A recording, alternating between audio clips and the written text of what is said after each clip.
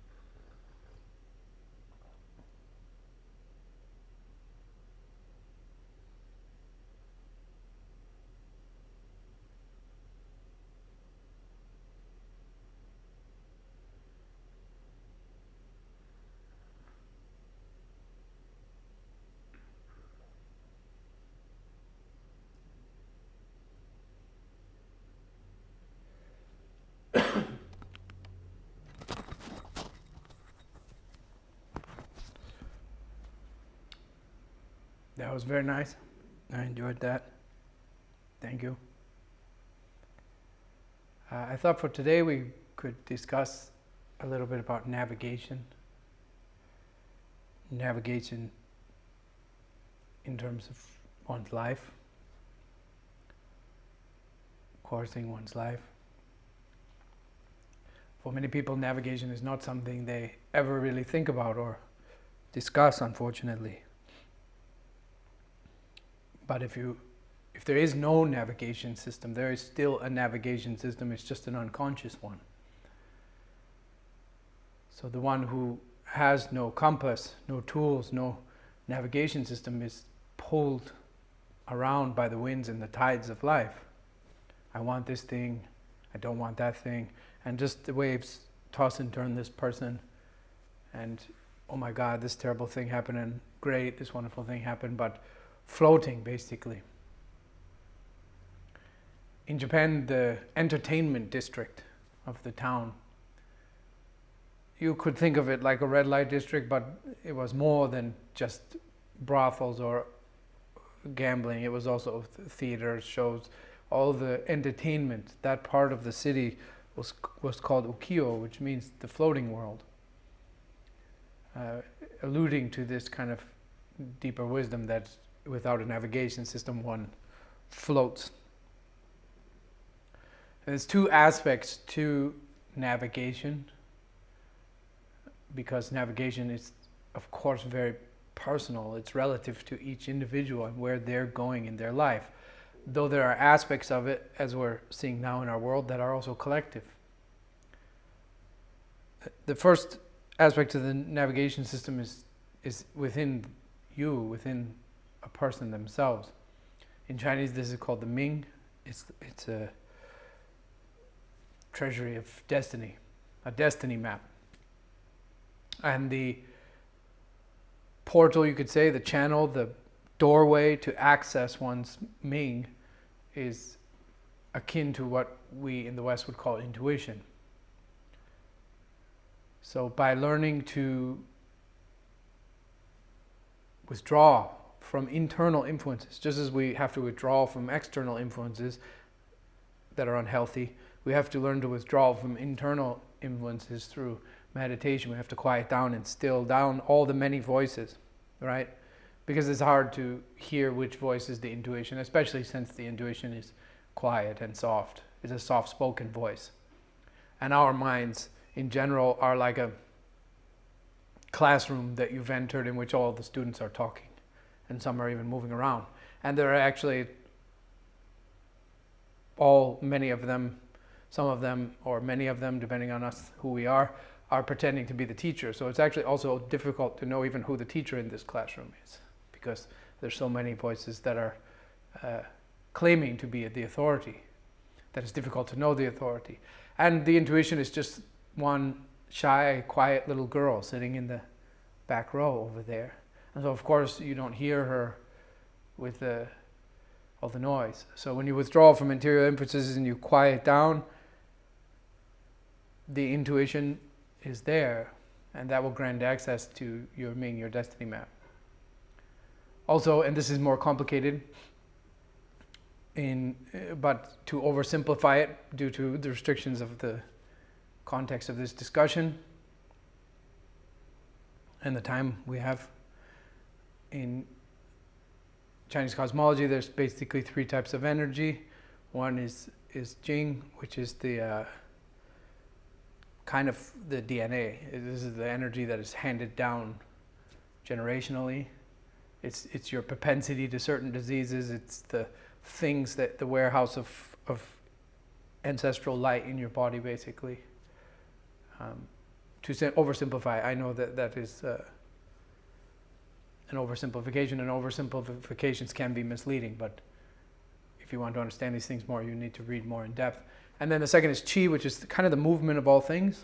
It is the vibration of subatomic particles, it's the flow of blood, it's the beating of the heart, it's the movement, inflation and deflation of the lungs, etc. And then Shen, which is the cosmic energy, it's the Holy Ghost, the Spirit. And they say when the Shen is in the heart, the eyes light up. In fact, the first materia medica to mention tea listed the use of tea as to brighten the eyes. And it has to do with this. When the Shan is in the heart, when the spirit's in the heart, the eyes light up, which is why Chinese sages and paintings are depicted with glowing eyes. But it also means that the navigation system kicks on. The Shan is like the electricity that system needs to like kick on. And then if there's also intuition, which is the doorway through that which that Ming flows, there is guidance. A lot of this is A, Chinese jargon, and B, kind of foo-foo maybe for some of you. So let me land this very basically on the ground. What I'm saying is that when you're quiet and listening to your highest self, that is one aspect of navigation. And navigation will become much easier when you're hearing that highest voice inside and following its guidance, right? So not the whims of your impulses. In fact, one of the criteria, not the only criteria, but one of the criteria that you can use to determine whether you're actually listening to an inferior voice or the actual highest self is the inferior voices always choose the easiest way. They always want some artificial comfort. They're always seeking aggrandizement, etc. Whereas what's actually good for us is most often not the easiest road. So amongst the many criteria that one can use for determining and navigating, it's not the only one, but it is an included criteria. Should be like, is this the easy way? Am I taking the easy way? Because the way that is best for our growth and highest self will, of course, include challenges and a need to be brave and face them, etc. So learning to listen to that inner voice is a big part of navigation. Learning to hear that, get access to that treasury of destiny that is our Tao, our Ming. And then there is also the external aspect of navigation in this life. And for that, it's very important that we have a reference point. You cannot navigate if you don't have at least a background to map your point against. You can't track a black dot across a black background. You need a white background or blue background or whatever, some contrast in order to track the dot. If you're what most people when they're unconscious and they're not navigating, they're basically their navigation system is based on the very ephemeral and changing landmarks that are flowing through their life as it's happening situationally. And if you're navigating thus, if you're navigating situationally, especially without connection to that intuition, without connection to that Ming, then you're floating again. You're a pinball. You're knocked all around. But even with that intuition, you need a constant that is above the dips and troughs of the waves and of the vicissitudes of life as it's happening. Because if you're navigating just based on all the ups and downs that are happening in your life, even I want to plot a course to those 3 waves over there. But then you sail over there, those waves aren't even there anymore.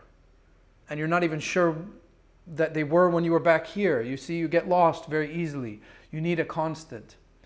Ultimately, on an absolute level, there are no constants in this universe. Everything is through and through flow. Everything is change. However, there are things that endure long beyond the span of a human life. There are things that endure so long, we might as well say eternal. So we need a reference that is eternal.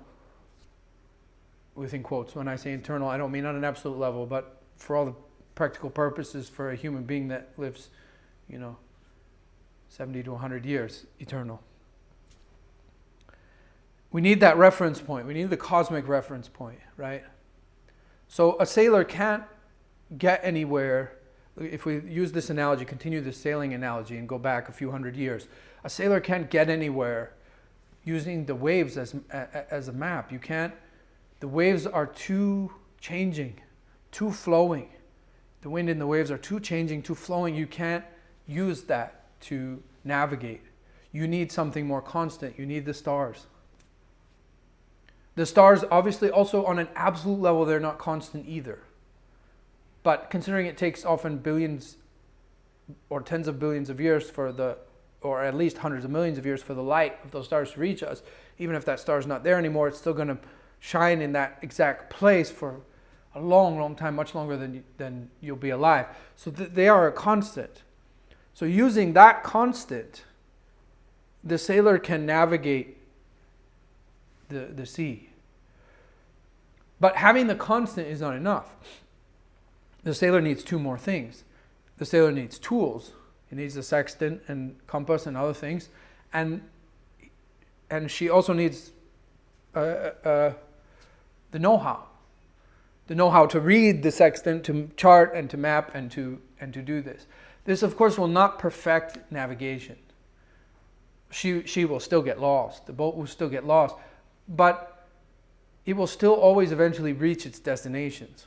It might get off course, but eventually, by continuing to check those constant reference points, by continually checking that, the sailor will realize, oh, we're off course. We want to go to Jamaica, but we're 30 degrees off. Okay, we need to turn, and eventually they'll get to Jamaica.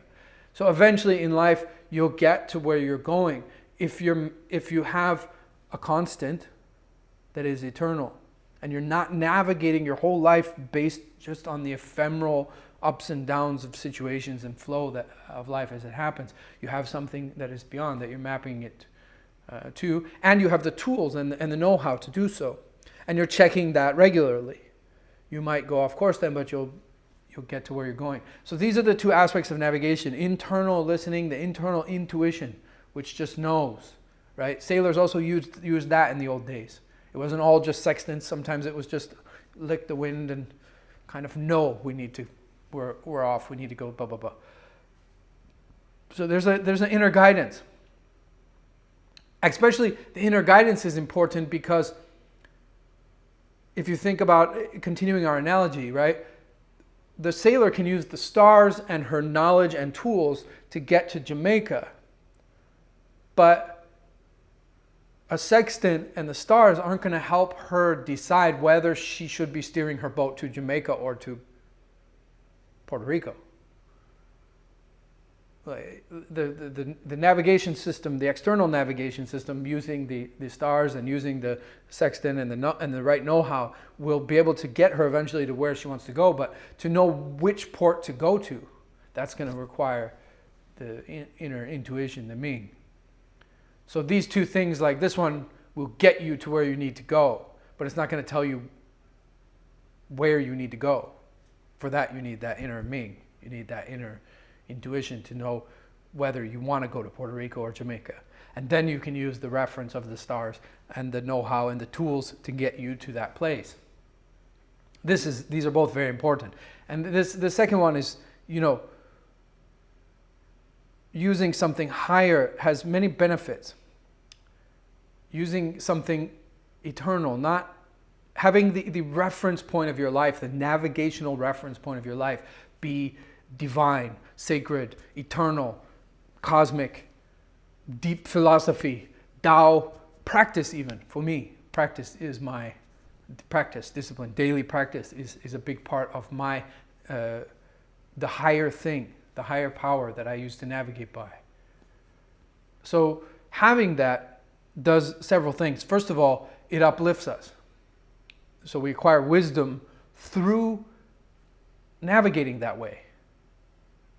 So as the sailor, as she travels the world using the stars and learning how to use the sextant, she also gains wisdom about this world and about the way that it works. So it is uplifting and it ennobles us to have as our reference point something higher.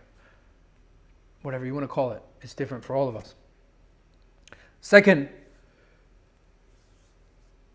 it not only serves in navigation, it not only serves as the reference point for us to navigate based on something more enduring and powerful and eternal, not all the ephemeral, fleeting things that we meet with on a day-to-day level.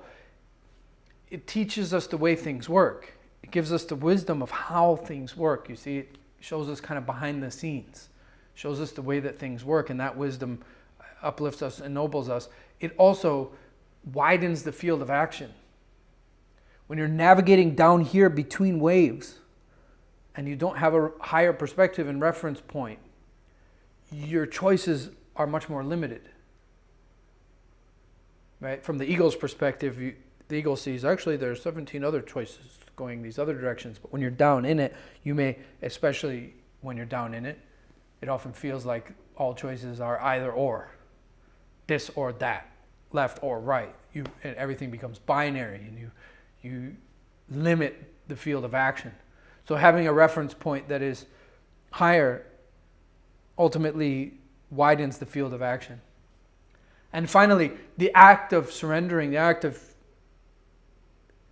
allowing our reference point to be something higher, humbles us, creates surrender, creates receptivity, open-mindedness.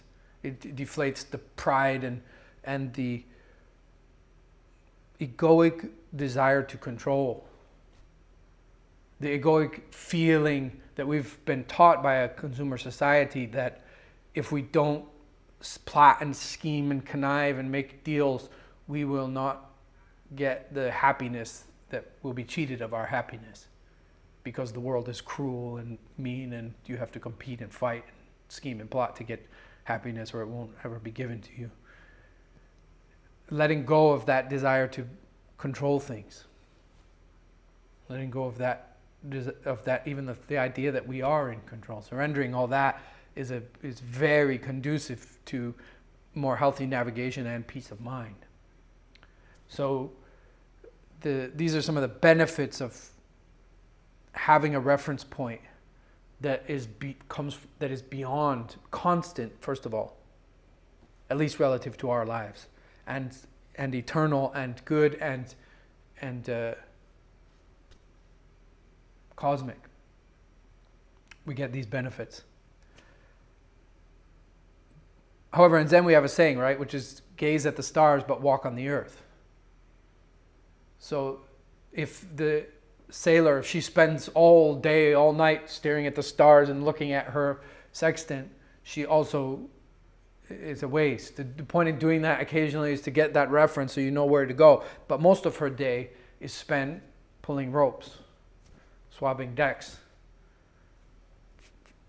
opening sails, etc., doing the things that are needed to be done on a daily basis to make the boat run and get to where it needs to go. You can't just stargaze. Too much stargazing is no good. And so we walk on the earth, we gaze at the stars. But the gazing at the stars is just, that kind of navigational reference point. When decisions are made, when plots are coursed, when courses are plotted, when destinations need to be found, we need to look to the inner Ming, and then we need to know how to plot our course based on more cosmic things and how to get there, and then but then getting there is going to be a lot of steps and daily work and little things, and be much more on the earth for those for the living of the life. So that's a pretty decent analogy that summarizes briefly, at least for a short conversation like this, some aspects of navigation. A lot of the questions that were coming in were about navigation in general. So navigation is one part internal, one part external. The internal part is getting access to that treasury of destiny, that Ming. And you get that through learning to listen, through quieting and learning to listen, and through intuition, and through the shun, the spirit in the heart. And then externally, having a reference point that is a higher power, God, the divine, practice, whatever that is for you, spirit, Tao, and learning how to use that constant that is beyond the changes and flows and ups and downs and opinions and discord of your life. You learning to use that as a reference point, first of all, for all choices, and learning to and having the right tools and system of knowledge to be able to and use it, interpret it, and get to where you need to go. So using this to figure out where you want to go, using this to get to where you're going to go.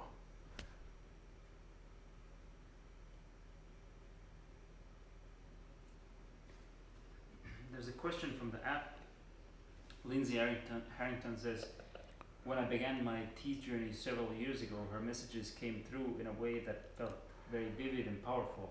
Now, after sitting with her daily for some time, her messages feel more subtle, but I can still feel that she's changing my life very tangibly. In noticing this subtlety, however, a concern has arisen that it's a sign I've lost my beginner's mind. Would you be willing to share your thoughts on where the line is between familiarity and loss of curiosity? There's a lot of questions in this. There's a lot of, I don't know if you guys were able to hear that, but the question was, is long and a lot very involved. And the person saying basically when they first started drinking tea, the messages of tea seemed clearer now than they've been drinking tea for years. And does this mean they're losing their beginner's mind? I don't know how to answer that because that's a personal question, and this is a discussion with many people. So there's a lot to unpack there. First of all, something related to this question or a part of this question that maybe the person who was asking it didn't even think about. So they maybe weren't intending this in the question, but I think it's relevant. A lot of times I find when people first start drinking tea, especially in a ceremonial way, in a meditative way, in a spiritual way, whatever you want to say, there's a lot of emphasis, experience of moving like from the bowl out. Especially for a lot of us that were unconscious and were floating around in the ukiyo. And now all of a sudden there's like a doorway to a reference of something more spiritual, something beyond, something out there. So the tea becomes kind of shamanic in these ceremonies, a way of like woo and visions and things happening. That there's nothing wrong with that. That's okay, and that is a part maybe of the tea experience throughout one's life. However, I think as you mature, the more you go, the more you really come to understand that it's not really about going from the bowl out. It's about bringing all that here, right? Back to what we've been talking about today, the sailor isn't using the stars to sail to the stars. She's using the stars to get to somewhere else on earth. So it's not like an escape to go to Lala. It is a reference point for navigating this life. And this ties into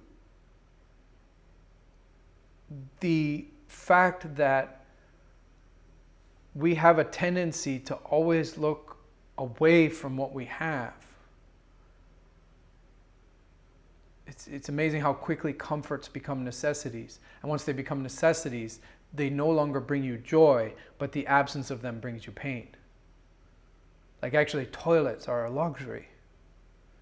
But for most of us, they have just become a necessity and we just take them for granted. They don't bring us any joy. But when they're not there, we don't like it. You see? So in this way, it is always like seeking other and not realizing one of the most powerful lessons of tea is that it is absolutely fundamentally completely ordinary. And that ordinary is extraordinary. That it is absolutely extraordinary that we are sitting on a giant blue ball flying through space that is filled with fire and flying through space at thousands of kilometers an hour. That we have these complicated bodies that are billions of years of non-organic evolution, hundreds of millions of years of organic evolution in the making. These atoms were in stars billions of years ago. It's endlessly awesome. It's endlessly incredible. There's nothing ordinary about it. And this is a big lesson of tea. That we have a saying in Zen that is a mouthful, but it's actually quite powerful. To see the extraordinary as extraordinary is actually ordinary. To see the ordinary as extraordinary is actually extraordinary. In other words, everybody sees that which is extraordinary as extraordinary. That's ordinary. But to be able to see the ordinary as extraordinary, that is actually extraordinary. It's rare. And so this is the wisdom and power, I think, of tea. So that's a part of your question maybe that you didn't even think about. I don't think it's specifically what you're asking. In terms of like, is your beginner's mind going away? That's a personal question. I don't know. It's a good one to continually ask oneself all the time. Receptivity is the goal. The beginner's mind is wisdom. So the idea of this is not to be filled, but the process of being emptied and filled, like the bowl, like the cup. A symptom of spiritual progress, a sign of spiritual progress, is the reclamation, the repatriation to that amazing, beautiful curiosity you had as a child, wonder.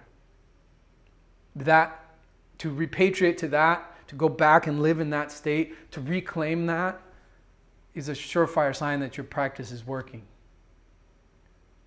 Because the loss of that, and you should not heed anything I say if it doesn't resonate with your own experience. The Buddha said this literally.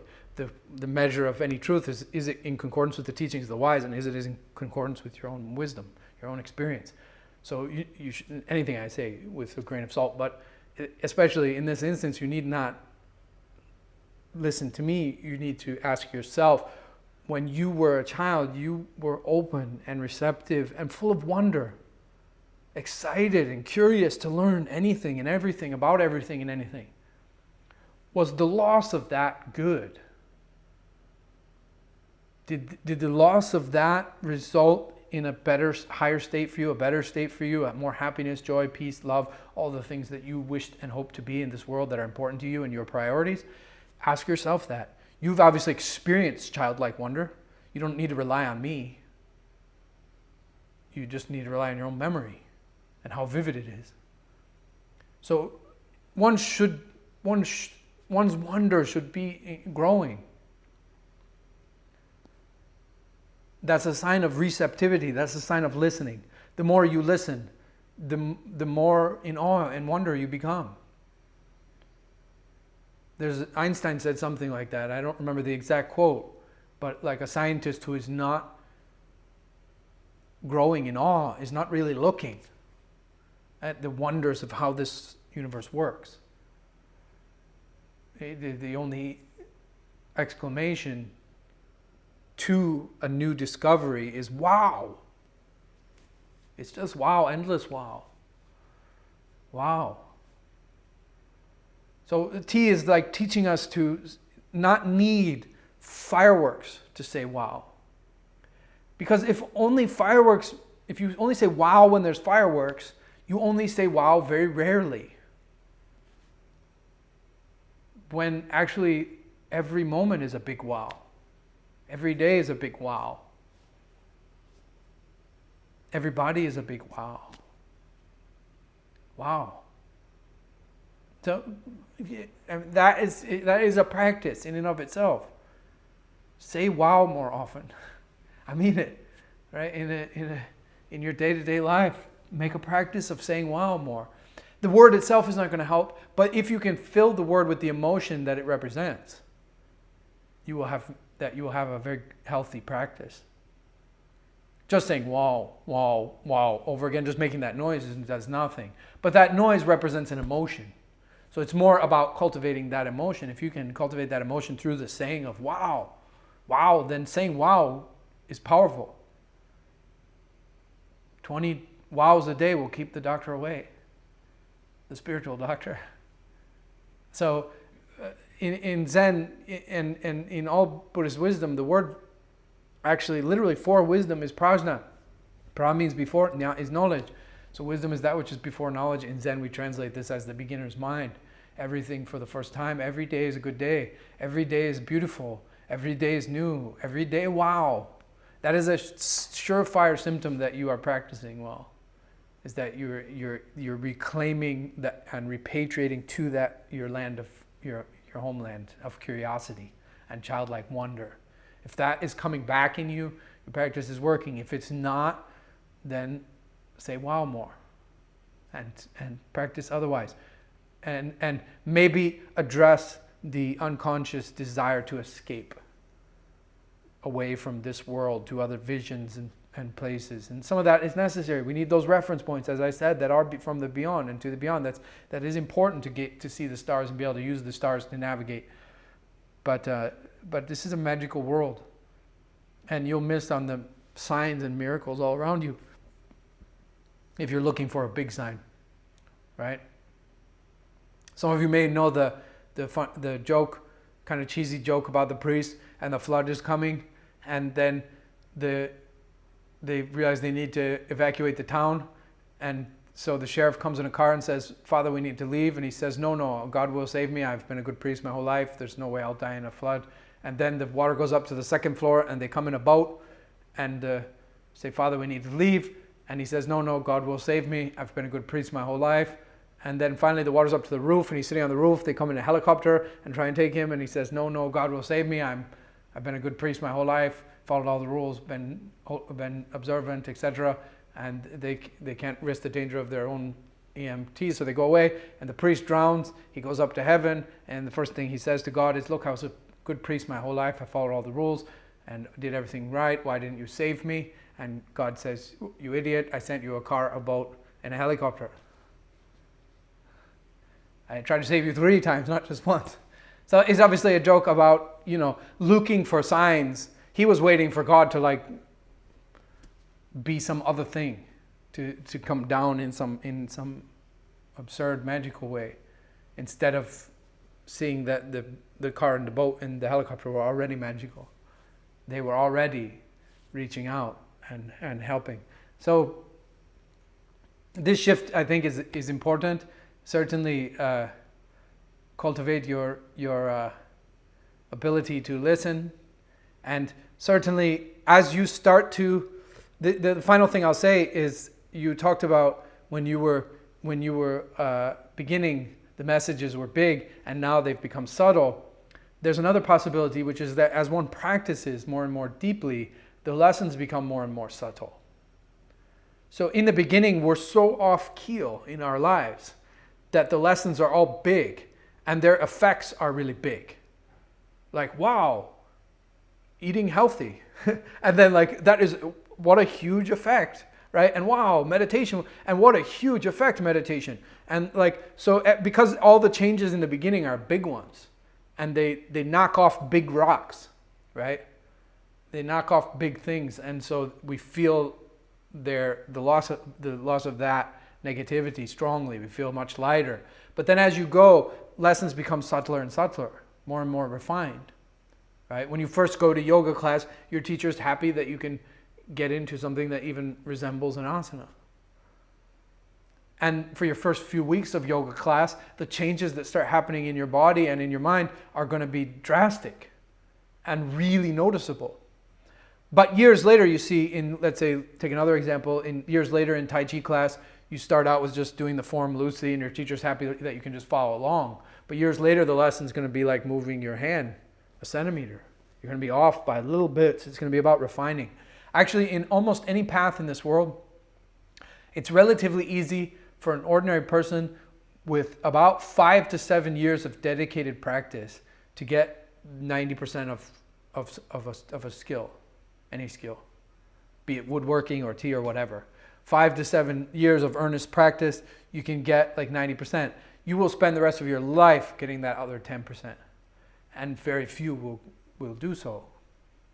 So there is a sense where the path refines. As you start to become the path more and more, the lessons do become softer and subtle, more subtler. And the changes that you need to make and the adjustments and the lessons do become subtler. I don't know if that's relevant to the person asking this question or not. So there's a lot in the question that is personal, so it's very difficult to answer. But those are the general things that I think apply to all of us as we discuss this question. Angelica is asking, can you please give a practical example of non-attachment and letting go when our impulses and longing can feel so strong? Can I give a practical example of non-attachment and letting go, especially when our impulses are strong? I like that you use non-attachment instead of detachment, so there's no force. Yeah? Renunciation is natural. Renunciation is, the best example I can give you is the way that you stop playing with toys. Nobody made you do it. I hope not. If they did, they were naughty. I'm sorry. People, nobody came and said like, hey, stop playing with toys, right? You just stopped playing with toys. Hopefully you didn't stop playing. I'm a firm believer, as I just said, childlike wonder, I'm a firm believer that we don't stop playing because we grow old because we stop playing. So it's hopefully the more really absolute, on an absolute level, that your toys just evolved. Not that you stopped playing with toys, you just got more advanced and complicated toys. There's some toys right behind the camera over there, some of my toys. So toys are still there, play is still there, but back to my analogy, just for this particular analogy, right? You set down let's just stick to it, even though this analogy has problems. You stopped playing with toys, nobody told you to do it. You stopped playing with toys because you saw through the illusion. You had played enough, in other words. You played enough that you saw through the illusion. They no longer interested you. And you saw that it was just a hunk of plastic. You saw through it. You played with it enough. It doesn't bring you any more joy, and you moved on. This is true renunciation. Because if it's just renunciation on the outside, but inside you want it, you said, when my impulses are so strong, the spirituality is not a war. You can't cultivate yourself that way. You won't win. You can't battle the darkness. I talked about this a couple of weeks ago. The kleshas, the dark forces, the moment you brand them enemy, they reach for a weapon. And if you do them a favor and go with them blow by blow, you just are dragged into the darkness from whence they came. You don't defeat the darkness by fighting. You defeat the darkness by pursuing the light with determination, earnestly. And then as you do that, you will naturally resolve those desires. If you want a practical example of what I'm saying, I don't want to eat M&Ms, but don't because they're not bad, because they're bad for me. I have absolutely no desire to eat an M&M. Zero. I'm not trying to pick on the company that makes M&Ms. I'm not interested at all. First of all, it's not good chocolate.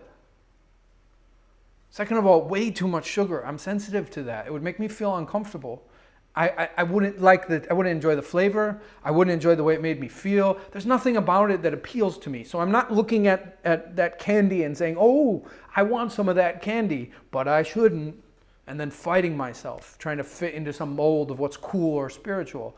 I don't have any desire because it doesn't bring me any pleasure on any level. I don't like the flavor. If I wanted some chocolate, I would eat some good, organic, sugar, without sugar, good, clean, nice chocolate. I'm not a huge chocolate person, but if I wanted some, and I don't need that much sugar, and there's other dyes and weird things in there, I feel uncomfortable. I'm not attracted. The same, actually, for me personally, has to do with eating meat. I've been vegetarian, 30 some years, but I actually have been my whole life.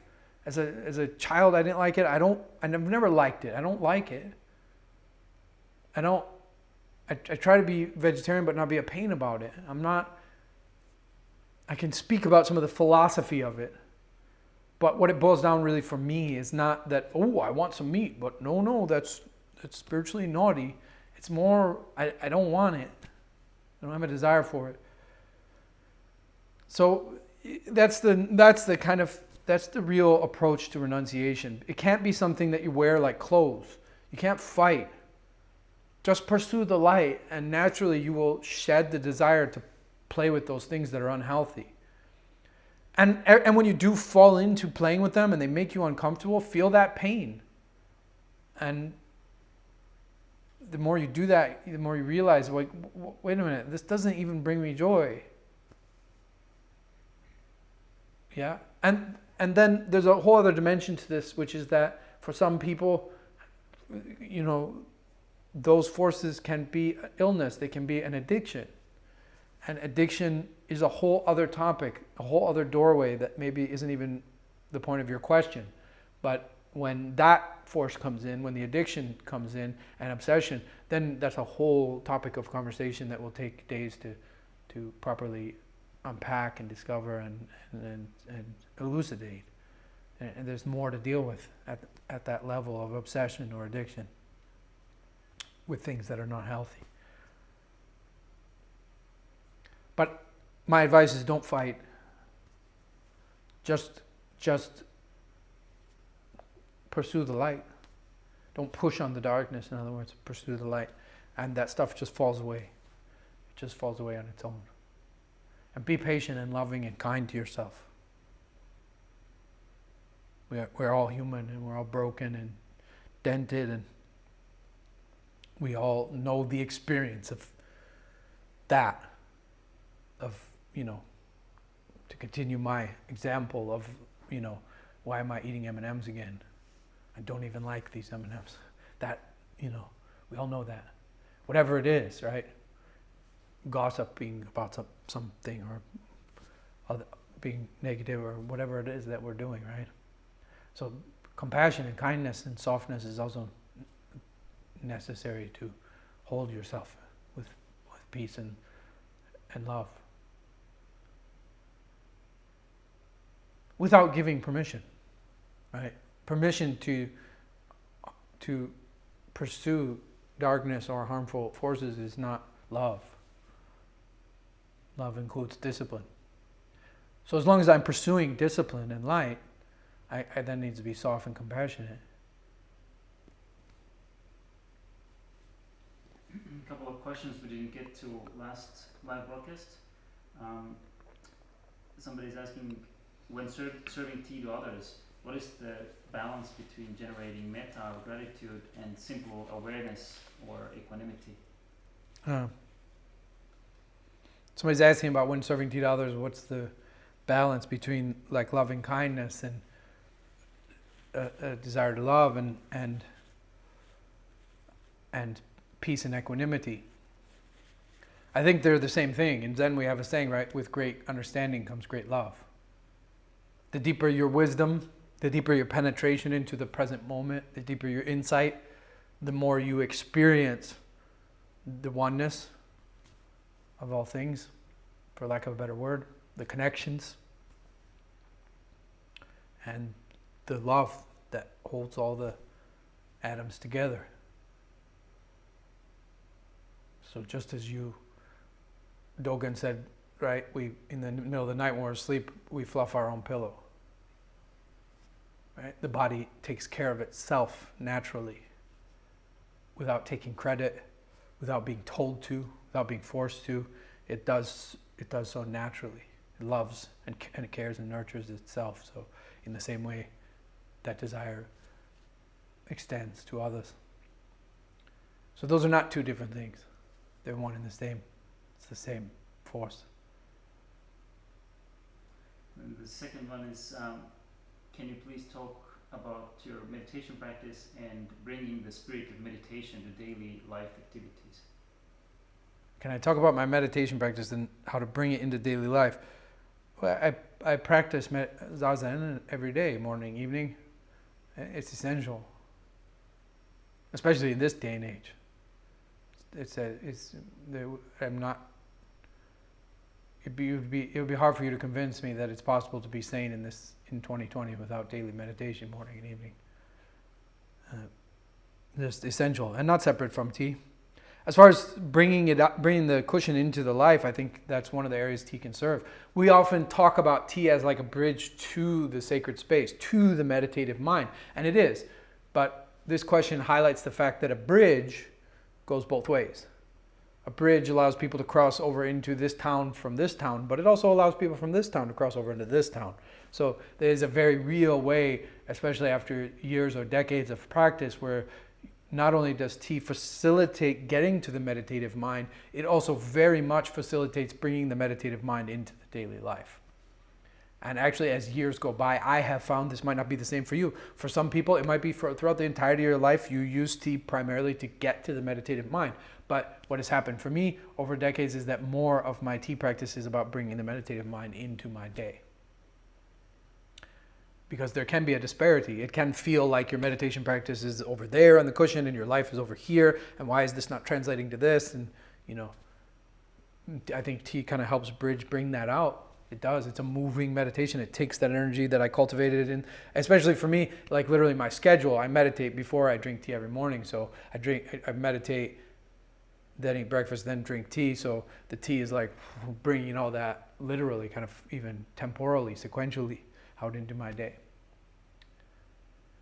That doesn't mean I don't ever use tea to get to the meditative space. I also do that.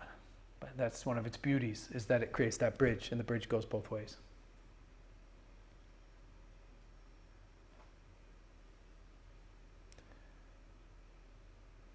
So our time is up. A lot to think about, a lot to drink and digest over the course of this week. As usual, I'd like to remind you, though, that these teachings for me are not stances. I'm not preaching. I'm not trying to tell you the way things are. I don't view teachings that way, and I don't think that it's healthy for you to either. Especially when that's not my intention. Understanding the intention of the spirit in which the teachings are given will help you to receive them. And they are not given from a stance of, hey, you should, and this is the way things are, and this is the way things are, and this is the way things are. I don't think any words or philosophical constructs made of ideas and concepts that we make on YouTube can ever even get near the way things are. So I don't mistake the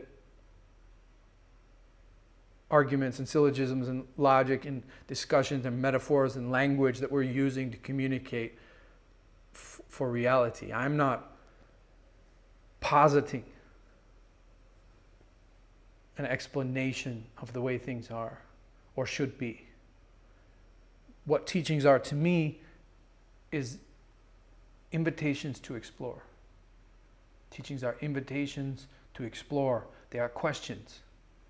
They are that wonder, right?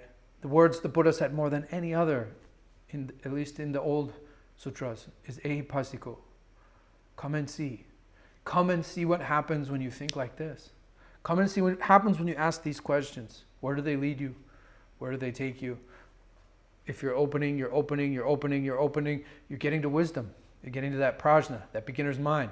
You're asking questions. Those questions lead to answers, but every answer is just more questions. And the wonder opens, and the doors open, the receptivity opens. The more receptive, the more listening. The more you're listening, you're halfway there. You really only need 2 skills to navigate this life if you want to get rid of all the blah blah blah of this whole discussion on navigation. There's really only 2 skills you need. You need to learn to listen, and you need to learn to honor. If you can listen and you can honor, you got it made. So thank you for joining us. Thank you for sharing some tea and for this discussion. These questions will also be things for me to ponder this week and think about. These discussions are also for me to, they're also invitations for me to explore. Thank you so much.